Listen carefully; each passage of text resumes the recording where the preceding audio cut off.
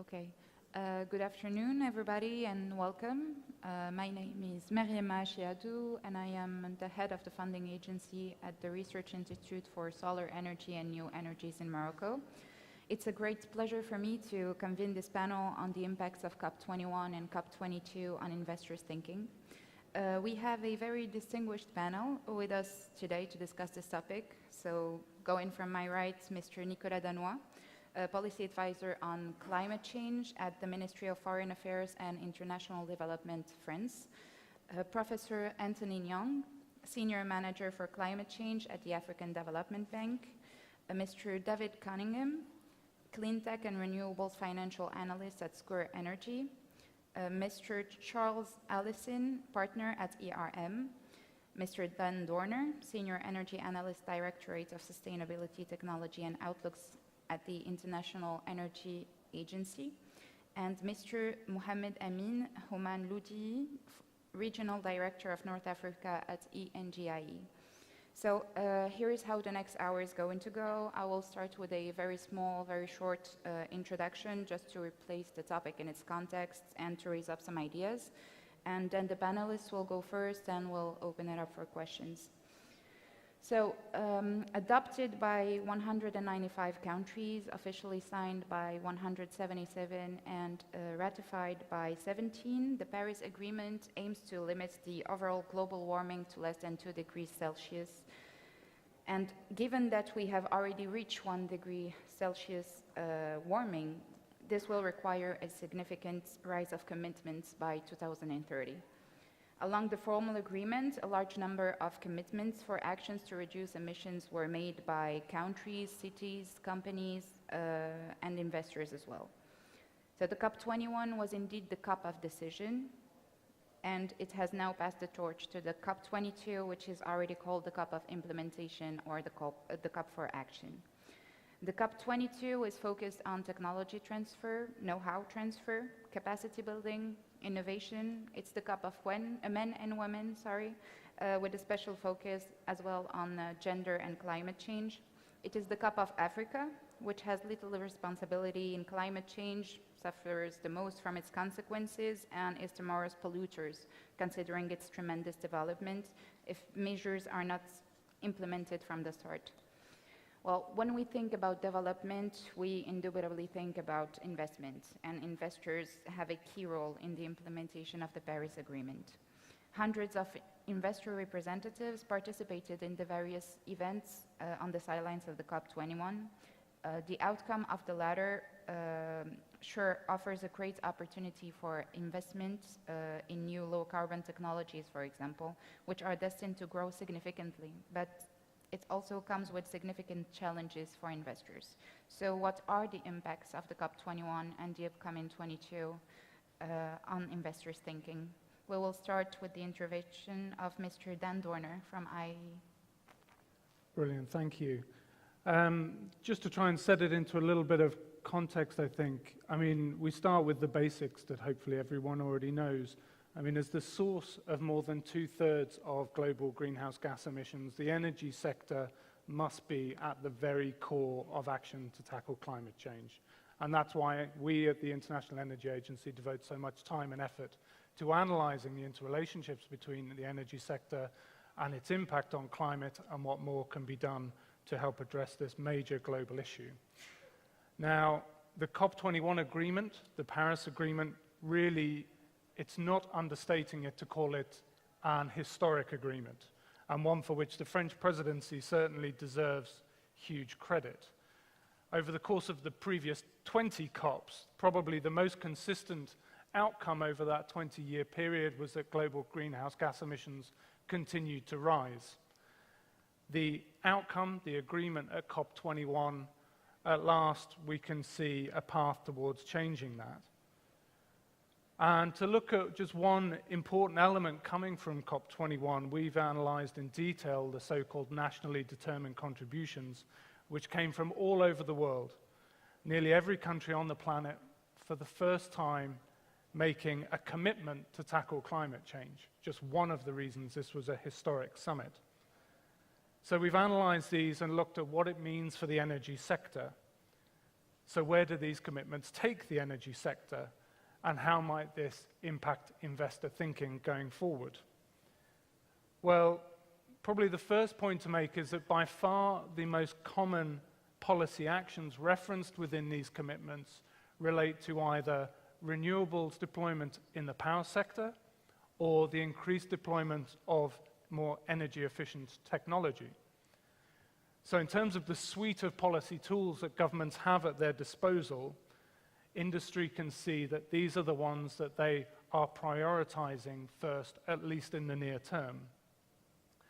What does this mean for the energy sector? Well, it means globally, the full implementation of those climate pledges means that we estimate there will be around $13.5 trillion of investment in energy efficiency and low carbon technologies from now to 2030. And that'll represent around about 40% of total energy sector investment over that time frame.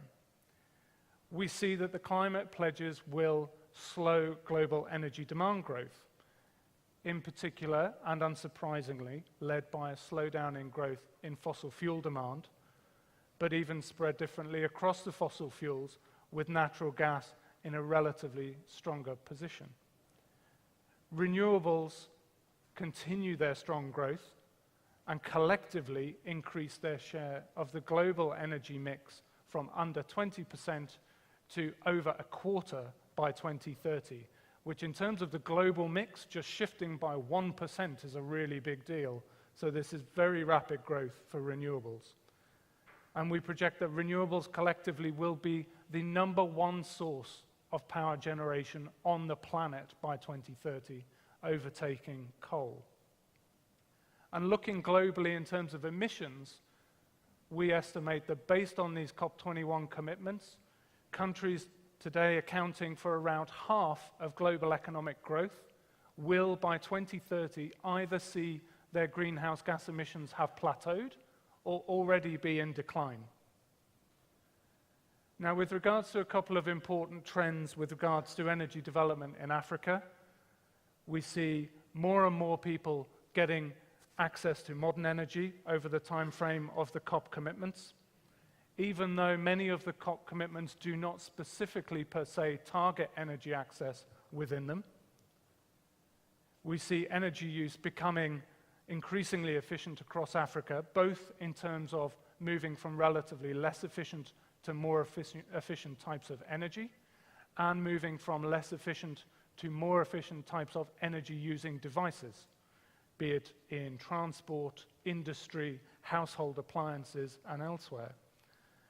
We see that many African countries rightly look to exploit their increasing share of renewable energy resources, which is abundant in many countries. And overall, the actions taken in Africa's energy sector are expected to both support economic and social development, and potentially they have the opportunity to achieve something that no region has managed to do before, which is to deliver a model of economic development that has not relied heavily on fossil fuels.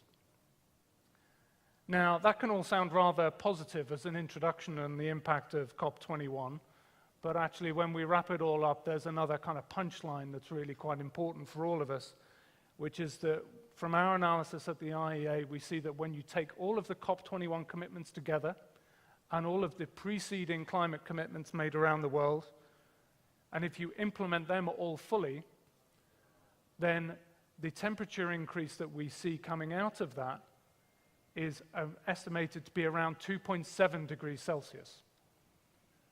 So it's a step in the right direction. It's not yet close to 2 degrees. It's even further away from the stated well below 2 degrees. And it's still a very long way away from what we heard the first time in COP21, this statement with regards to 1.5 degrees.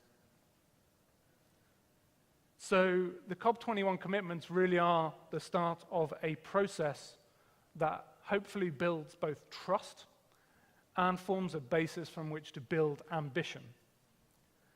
And the other elements of the agreement, including the 5-year review cycle, will hopefully help provide the mechanism to build that trust and ambition. And so we look forward to COP22 in Morocco, which will be very important, but for very different reasons. COP21, as I said, was very much a seminal meeting, a kind of statement of political intent and a demonstration of commitment. COP22 is, as has been described, very much kind of one of action, a kind of more practical COP, a more technical COP, one about trying to implement those commitments and those political demonstrations that have been made. And this is really important because some of the country commitments that were made in Paris were quite detailed, but a lot of them were much more vague, less precise. Because a lot of them also included indications of where they might be able to go further if they had the right support to help them do it. Again, reinforcing the point that this is very much a starting point. So COP22 may, in some respects, sound a little less sexy than COP21, but actually is much more important in practical terms in terms of delivering what COP21 promised. And the last point before I pass on that I'd just like to highlight, because I don't think it gets enough mention in the context of the climate discussion, but one that I think will get more mention in the year ahead, is that there's also a related environmental challenge that the energy sector is facing, and that Africa and other parts of the world are facing, which is in relation to energy-related air pollution. And in Africa today, it is estimated to be the cause of over 750,000 premature deaths each year. And our analysis at the IEA, in conjunction with the World Health Organization, African Development Bank, and many others, show that if there isn't increased action, those number of deaths risk increasing in the decades ahead. Why do I raise it here? As I said, these are very much two related issues.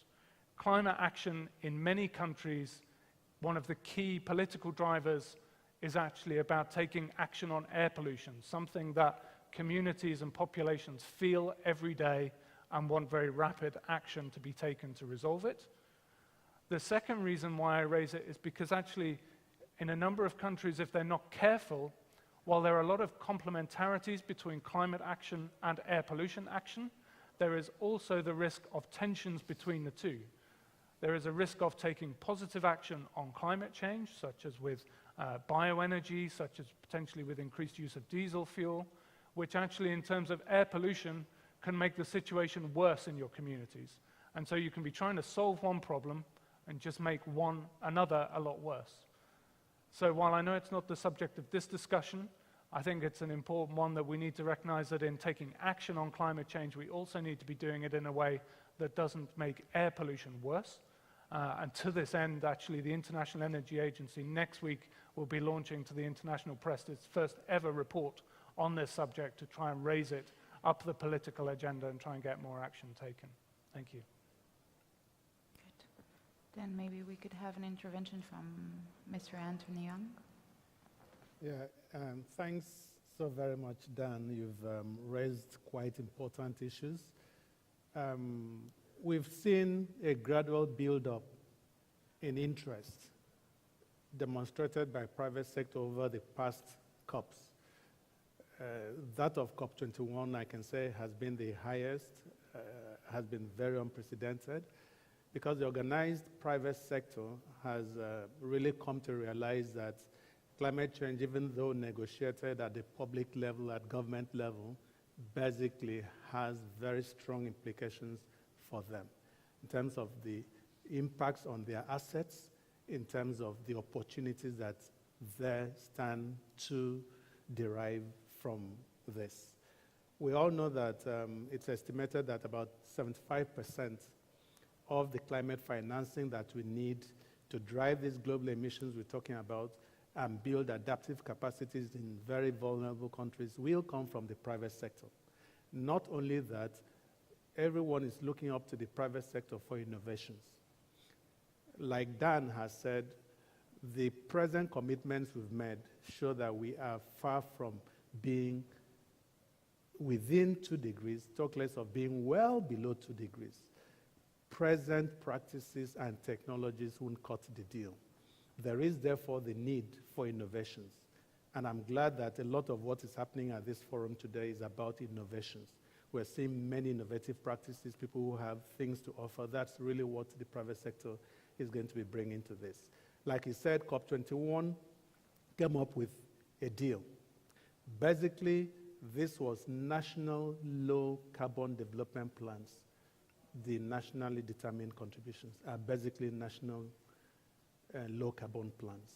That's what they are. These are negotiated at the government level, but the governments expect that it would be the private sector that would basically drive the implementation of this through new technologies, through finances, through innovations. And I see this as a very good opportunity.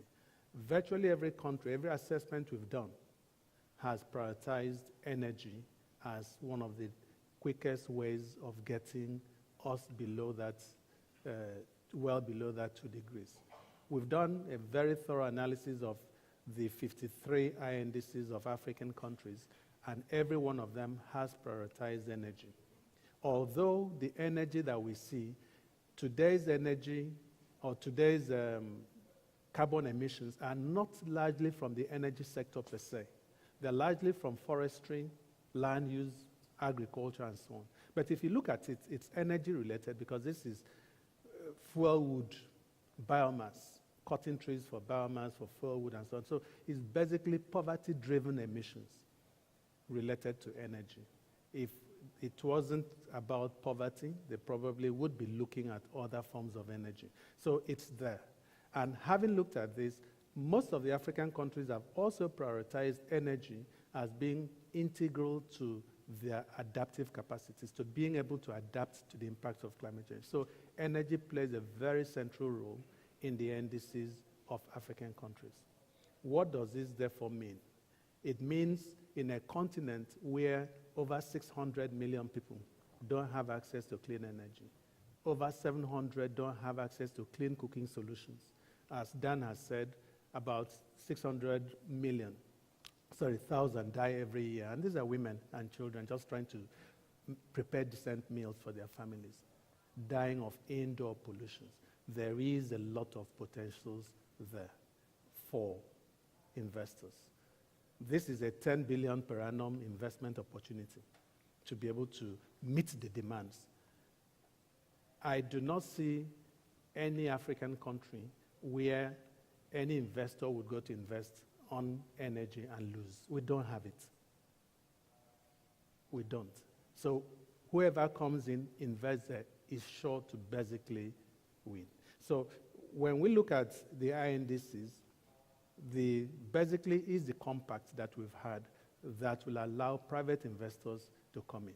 I've told you about the numbers in Africa is huge. The demand is so much. Then the African Development Bank has stepped in and said, look, we've told different stories over the years. If we do not get the energy story right, we won't get any other story right. The achievement of the SDGs is tied to being able to provide affordable and accessible energy. The jobs are not there because the economy is crumbled. We've put a brake, and lack of energy has put a brake on Africa's development. The health issues we're talking about, we don't have good health facilities because we don't have energy. As we speak, I'm sure there are at least 3,500 dead Africans in the bottom of the Mediterranean who've been trying to cross for want of better life somewhere, that we've said in 10 years we want to be able to light up and power the African continent. It's a very tall order, but we expect that going forward, that this is where investors will be looking at how do you partner with the African Development Bank. Most of the finances we're going to be looking at based on the outcomes of COP21 will be green finance. Most of the investments will be green investments. Most of the bonds we're going to be issuing will be green bonds. That's the way it is. That's the trajectory we're going to. So this provides a lot of opportunities for private investors to think how they can be a part of this. Even when you look at adaptation, everybody says, look, adaptation is a public good. It doesn't generate much income, but I don't think that's the case. Private sector needs to get increasingly to hold the public sector together to create the enabling environments that will allow for investments in energy to be able to deal with the issues we're talking about. The Bank has launched the New Deal on Energy for Africa. And this is that deal that says in 10 years from now, we want to grant universal access to energy in Africa. We can't do it alone. We want to do it with partners. But we also know that investors do not necessarily go to where the resources exist. You don't need to be resource endowed to have investors go there. Investors go to where the right policies are. And so as a bank, we have decided we're going to work with African countries to create these policies, create these enabling environments to allow private sector to come in. If we implement the New Deal, we would have successfully decoupled energy from Africa's development. And like Daniel says, we will not grow the way the currently developed countries have grown, because we would have succeeded in decoupling our energy. So there are a lot of investments out there and investment opportunities that will allow us to do this. Looking at COP22, like you said, it's a COP of implementation. We hope that going to COP22, we're going to get there with business deals, with opportunities to say, these are concrete projects that we need to deliver. The talk is over. We've signed the deal. Now let's deliver. Thank you. Thank you. So we spoke a lot about the potential for investors. I would like maybe Mr. Charles Allison to talk to us about the general thinking, even the threats for the investor, for example. Thank you. Thank you. And I'll begin maybe by saying a little bit about ERM's role in project finance and energy projects in Africa. We often get involved as a company helping investors to do due diligence around the environmental and social risks and opportunities of projects, and indeed with project developers in assessing the environmental and social impacts of projects. And I think it's very clear when we look at the implications of COP21 and 22 that the investor community has reacted in a number of ways. Firstly, there is a massive ramp-up of awareness of the opportunities in investment in renewables, and Dan and Anthony have talked a bit about that. We also see the flip side of that. We see a heightened awareness of the risks of continued investment in fossil fuel projects, particularly in coal-related investment. And that is driving a lot of the sentiment that we see in the investor community. And finally, and it's maybe a bit of a Cinderella subject, as Anthony alluded to, but there is a slowly growing recognition of the need, as emphasized by the COP21 agreement, to adapt to the inevitable consequences of climate change and to build resilience within our societies. And this is often something that is maybe not front of mind when investors and developers are looking at a project. So what are some of the standards that can be used or put in place and applied to consider these environmental and social impacts at a project level? Many of you will be aware of the IFC performance standards, which really set a clear and quite detailed set of standards that project developers must adhere to when looking for finance from international investors. And indeed, the application of many similar principles by major lending banks in the form of the Equator Principles. And layered on top of these, we have many local requirements for environmental and social impact assessment at a country level that are set by the national governments. But if we think back again to the implications of COP21, and as Dan mentioned, the objective set to achieve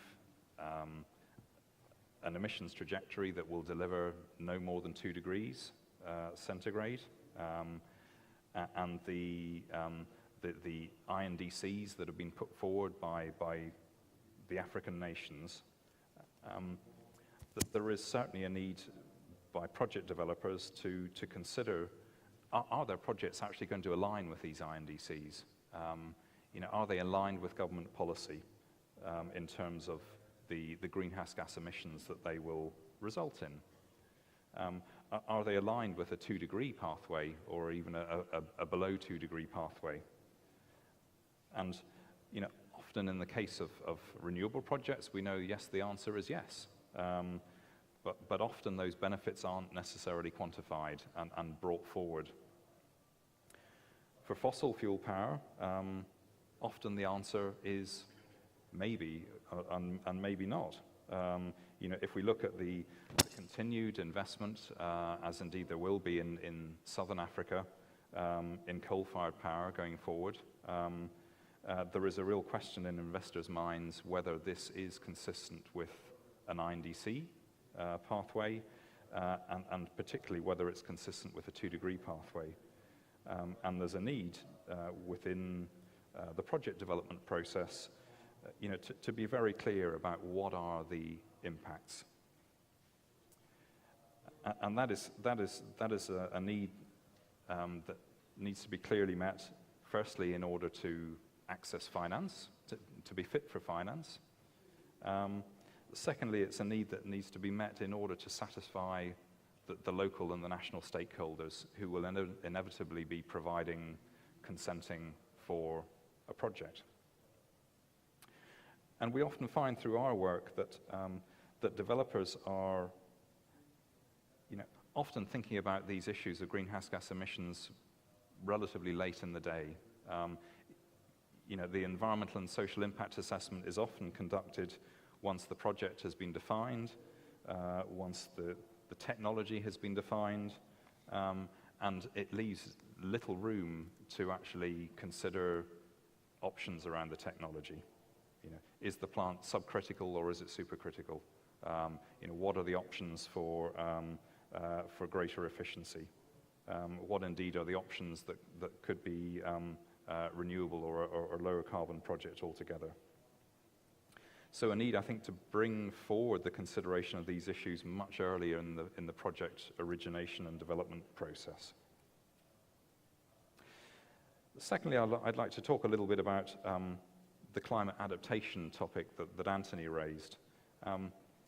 Within the menu of issues that need to be considered in terms of environmental and social impact, a country's ability to adapt to inevitable climate change and to be resilient to that climate change is certainly going to be more prominent following COP21 and COP22. And as countries start to build and refine their national adaptation plans, I think there will be a much greater recognition of the role, both positive and negative, that investment in the power sector can make in terms of building resilience.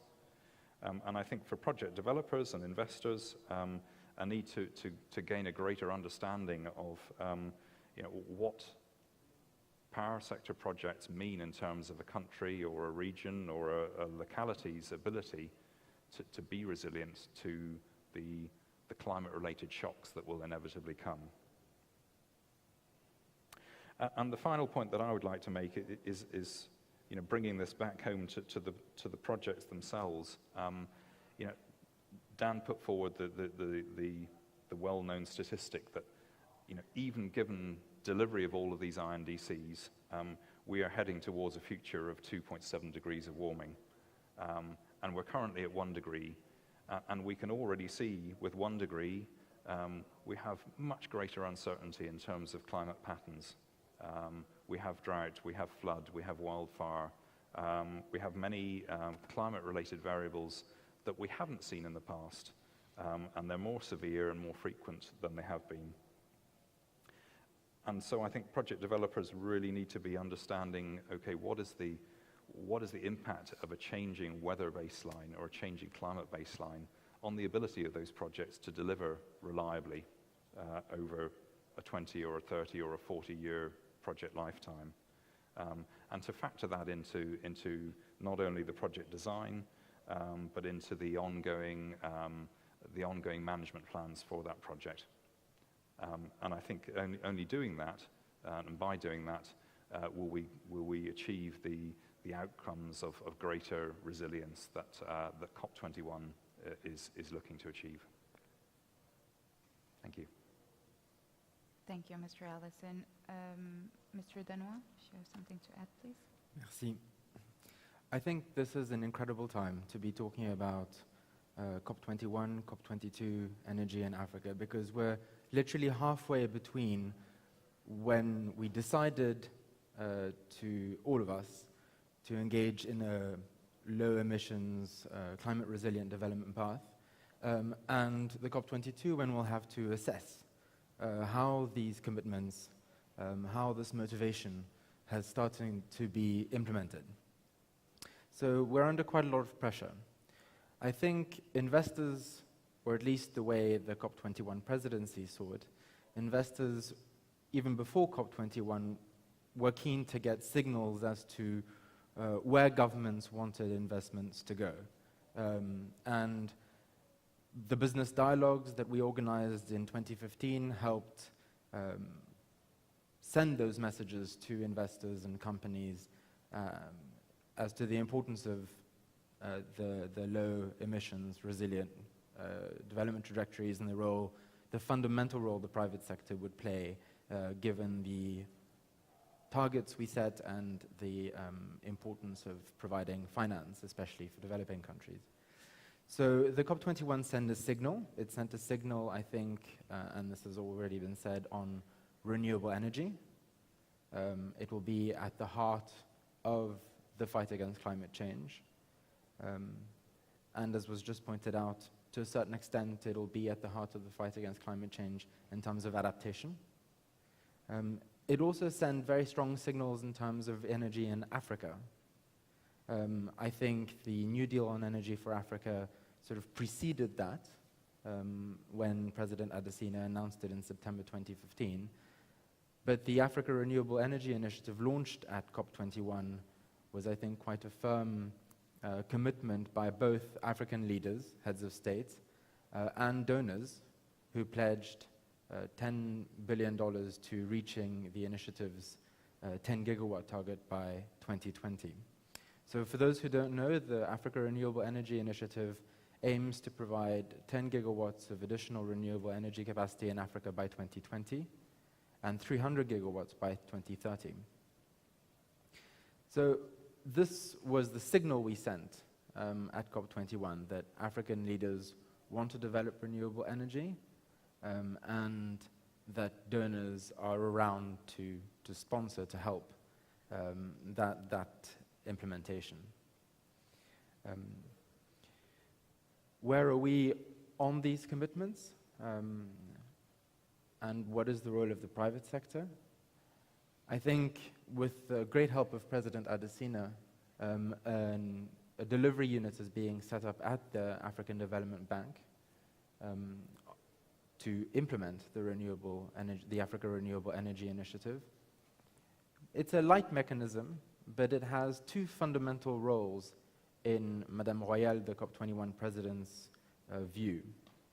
The first is to define a pipeline of priority projects. So that's a very strong, concrete signal. What are projects that can deliver 10 gigawatts of renewable energy on the African continent by 2020?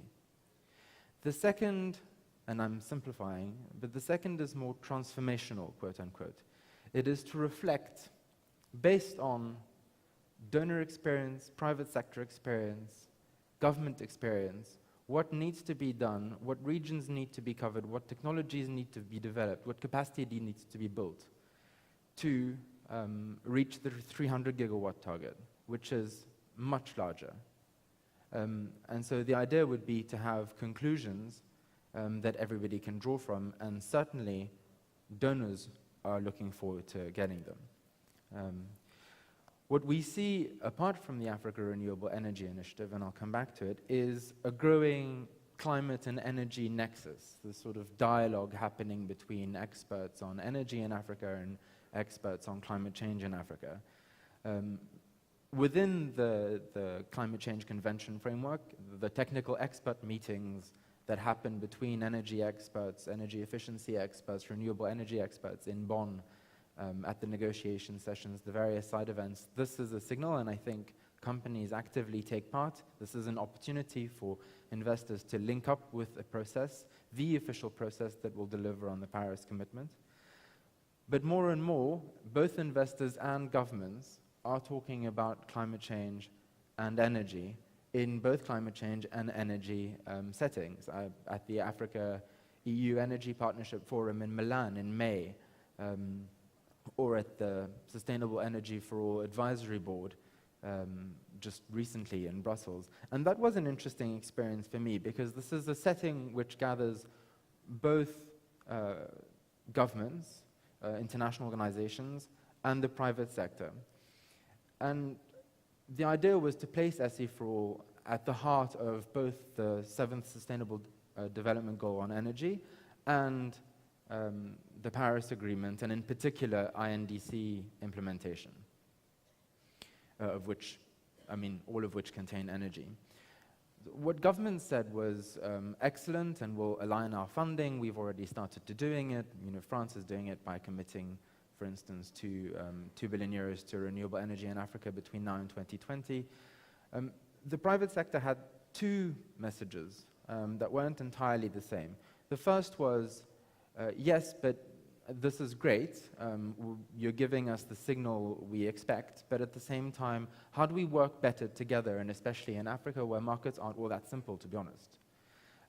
So one of those answers, I think an interesting answer, was provided by the European Commission that just launched the Electrify initiative, which many of you must have heard about, which is a public-private blending facility. One of the first original mechanisms is focused on Africa, in particular on rural electrification, and how to make sure that private sector projects are launched and are sustainable through the right public funding.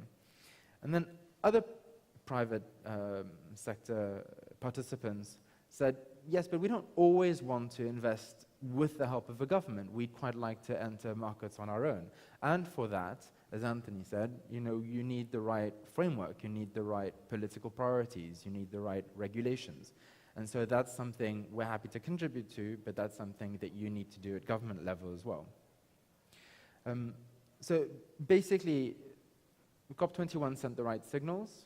I think one of the really interesting signals was the launch of the Africa Renewable Energy Initiative.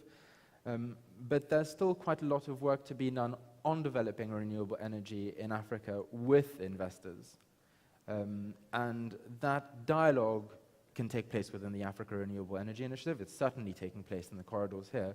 It really needs to happen, because Africa's not just one big market. It's a lot of different markets, and some of them are very easy to access and very profitable, or less profitable, and others are very difficult to access, and investors may need a little bit of help, or they may need the framework to change to access it. Of course, COP22 will be a very important milestone in this, not least because we'll have to showcase what has happened this year on the Africa Renewable Energy Initiative. That's 1 year out of the 4. But also, I understand that our Moroccan partners are very keen on finance, and good experts on private finance too.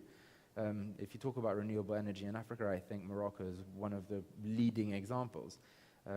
So not only will Morocco have lessons to give, experiences to show, but I imagine their interest is also showcasing progress on the African continent and making recommendations there. That doesn't leave, so we sent the signal at COP21, and now we'd quite like to get feedback from the private sector. We'll certainly be looking into investments in energy in Africa, how they've shifted, what has been unlocked, what is still being problematic, and I think this is a dialogue that will continue, not least until the Paris Agreement is effectively in force. Thank you. Thank you, Mr. Danois. Mr. Amin Homan, could you give your opinion, please? Yes, thank you. So, first of all, I want to say that ENGIE is very happy to be an active part of this Africa Energy Forum, and I'm honored to be part of this panel with next to my esteemed colleague. Our group aims at investing in Africa and at becoming a long-term energy partner for its growing energy needs. And I would like to share with you our experience as an energy investor and an energy services company as well. Fighting climate change and the conclusions of COP21 represent for us, investors, huge opportunities. And we have been actively involved in COP21, and we will also be very active at COP22 as well. And what is important to say is we welcome the positive outcomes of the negotiations of COP21. ENGIE, as other investors, is convinced of the necessity to fight climate change, and we have entered a new dynamic towards low-carbon economies, that's for sure. It brings many opportunities to transition from the old energy world to a more sustainable one. The long-term strategy of investors must now integrate those opportunities, but the new risk that comes with climate change as well. So, what are the main takeaways and the conclusion from COP21 for investors like ENGIE? First of all, the most significant conclusion for COP21 were the decisions on carbon pricing and the recognition, as it was mentioned before, of the importance of non-state actors. The Paris Agreement that we consider as a success raises the importance of carbon pricing to encourage investments in sustainable low-carbon technologies. Investors like ENGIE, together with international institutions like the World Bank, work together to promote public-private actions for climate change mitigation and an appropriate worldwide carbon market. So we truly believe that non-state actors have a crucial role to play. For example, through a business dialogue initiative, through business and the climate change summit, which will take place in London next week, and the events organized by Morocco to associate business sector to the preparation of COP22 as well. Next to that, numerous coalitions have been launched. Let me just mention the Terawatt initiative that was launched by ENGIE.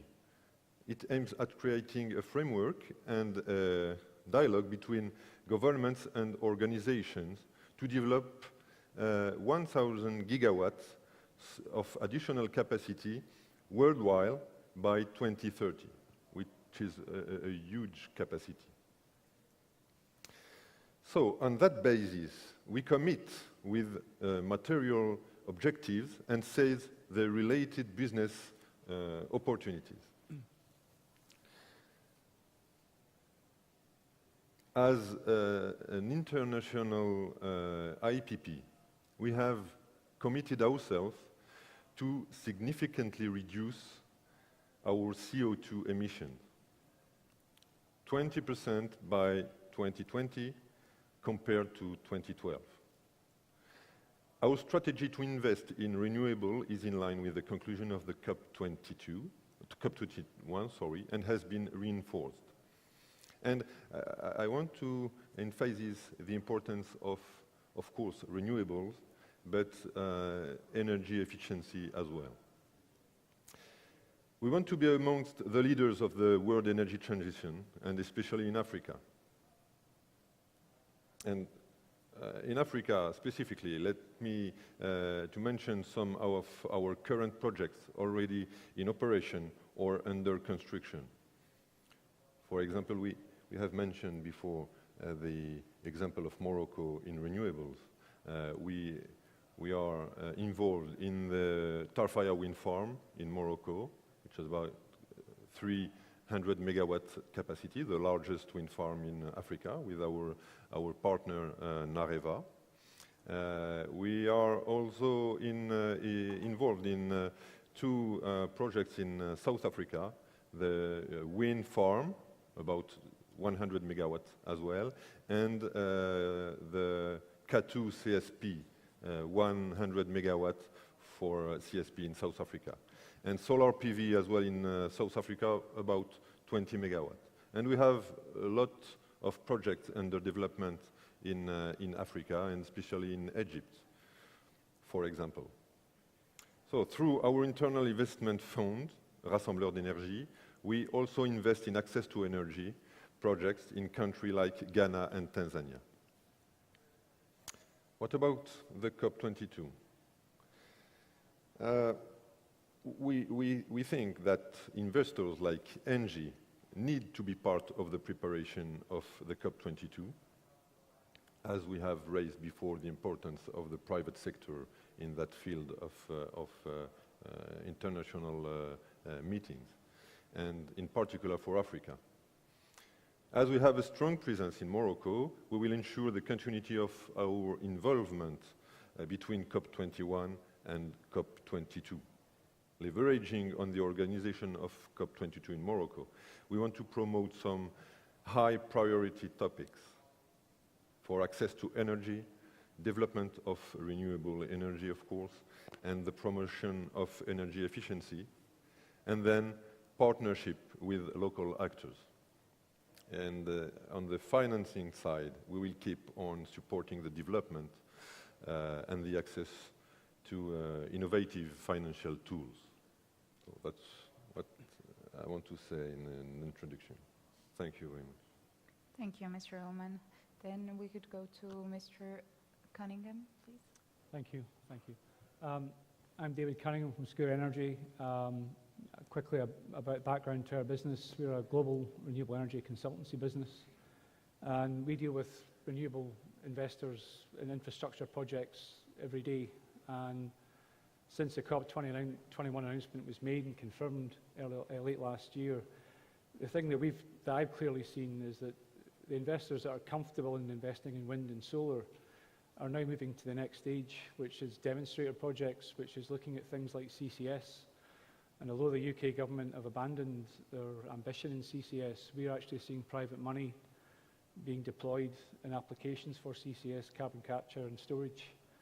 But the other key thing to bear in mind is that, since the first COP, solar prices have dropped to over 80%, wind prices have dropped by over 60%, and there are waves of innovation that are coming through. And one of the things that we're seeing with investors now is that there's a huge reluctance to invest in traditional thermal plant, and what they're now looking at using is energy storage combined with renewables. So you've got co-located wind farm with battery energy storage and or solar.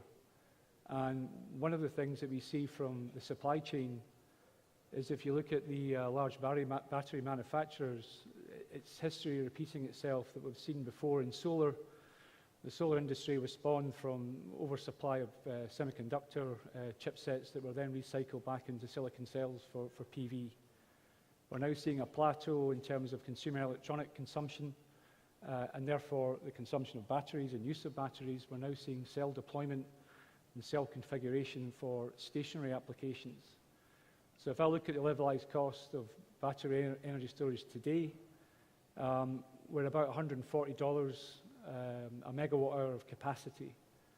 But if I look at pricing in the next 3 years, you're getting price guarantees 3 years out from the large battery manufacturers that are giving you 10 to 15% price reductions. So if we can get down to a sort of $400,000 a megawatt hour of capacity on battery energy storage, you're at a point really where you cannot build thermal plant. The only investment choice in town really is renewables plus energy storage. because at a levelized cost basis, you're getting down towards the $45, $40 mark for a battery in terms of a megawatt hour of capacity of storage. And if you look at sub-Saharan Africa, and you look at the average solar resource that you're seeing in sub-Saharan Africa, you're looking at somewhere between 5.5 to 6, 7 cents a kilowatt hour. So all of a sudden, you're well below $80 a megawatt hour at baseload, non-intermittent power from renewable energy sources. So if you combine that with the hard legal agreement that's at the top level within COP21, you're really looking at an asset that could be stranded within its project finance timeframe. So from that perspective, when we speak to investors, there's a huge reluctance to get involved in something that's got fuel attached to it. And even then, we've got investors now that are looking at large wind in certain markets where they're reluctant to invest in grid-connected, transmission-connected, large-scale wind farms by the function of the fact that in Sunbelt countries, their fear is that it will be distributed solar, domestic PV, and private wire that will undermine their business models.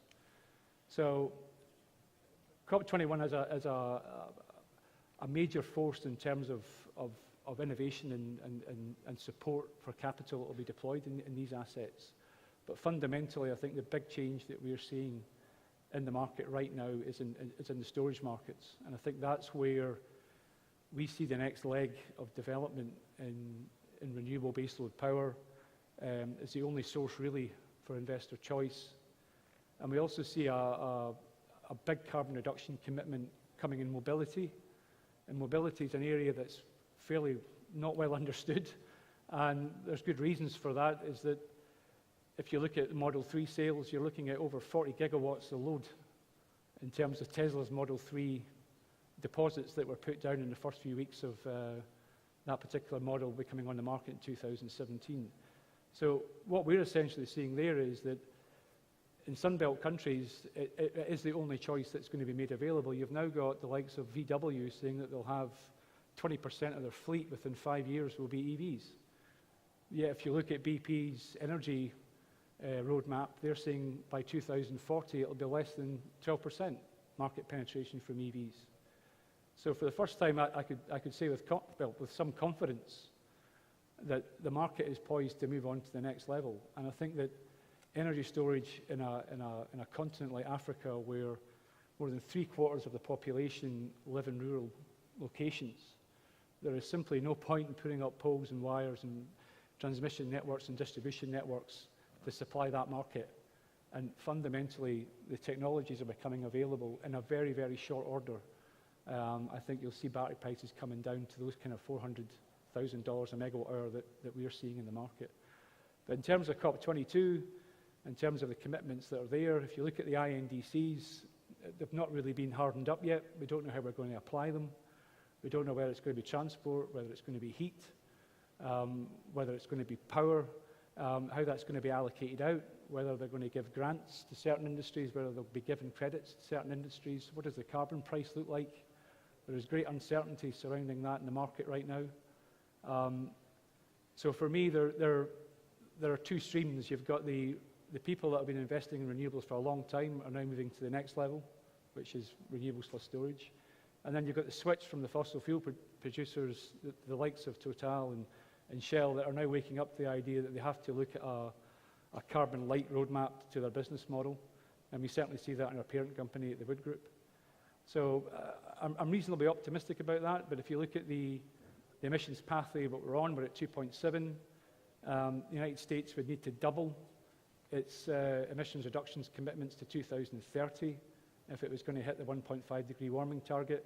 The European Union would need to ratchet up to 47%. The Chinese would need to bring forward their peak emissions by 5 years. So there is still a lot of uncertainty and a lot of work to be done, but I think in the background, innovation is the thing that's going to drive this market forward. Thank you, Mr. Cunningham.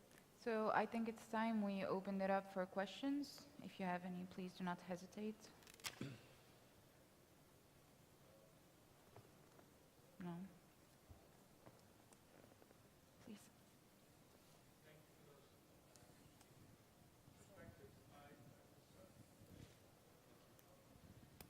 My name is Mike Ashford. I'm with Chemonics International in Washington. Is there anyone on the panel thinking about market development?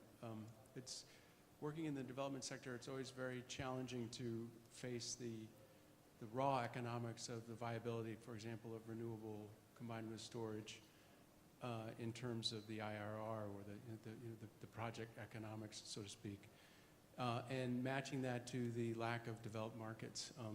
And the case that we're working on, along with many others, is the delivery of solar rooftop systems in the absence of suppliers, distributors, market channels, and then a consumer-based knowledge of the potential savings vis-a-vis their diesel consumption.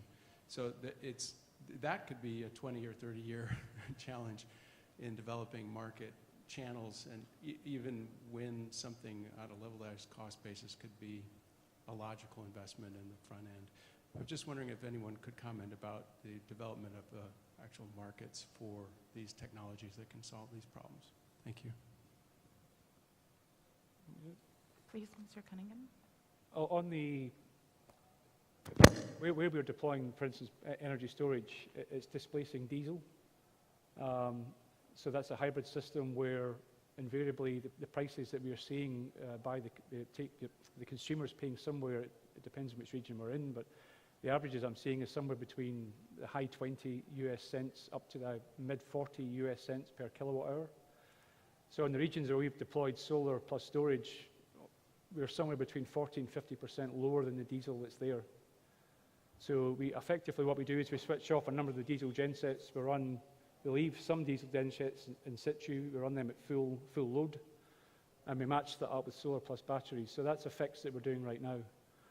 But it really is all about getting down that cost curve, and we certainly see visibility in terms of pricing in that market right now, that we can get prices so low that you'll build a much larger grid-connected or distribution-connected system, because there isn't any other system that can compete with that in terms of cost. Maybe I'll come in here very briefly. Please. Yeah, for us at the African Development Bank, we've seen we have several flagship programs that will enable us to implement this universal access, including IPP development, market development, and so on. We're looking at the whole value chain. And for us, one very critical element is the bottom of the pyramid. How do we get those poor people to actually take on this? So we're creating a financing facility called the bottom of the pyramid financing facility that will allow those at that scale to be able to afford and actually have access to energy.